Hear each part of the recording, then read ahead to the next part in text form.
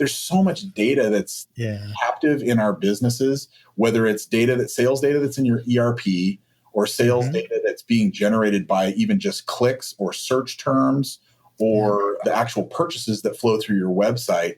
And that data, we need to understand that that's just as valuable as the products that we're selling.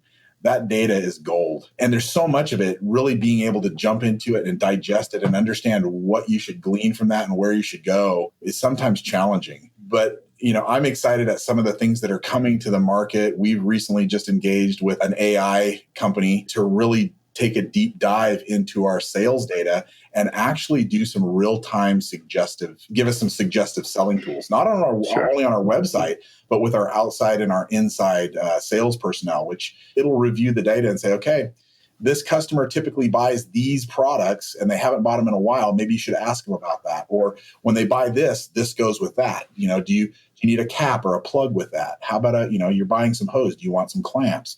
And some things that you would think most sales reps would understand, but often escapes them. And so these artificial intelligence software packages can really jump into that data and make it powerful and turn that into revenue. I recently had a conversation with the founder of Proton AI, Benj Cohen. Is that? Yeah. That's the company. Okay. All right. I'm on with Proton, and we're really excited about that. I would be excited as well, man. I think, I listened to what he was talking about, and I'm like, man, that makes sense. It's making a lot of sense.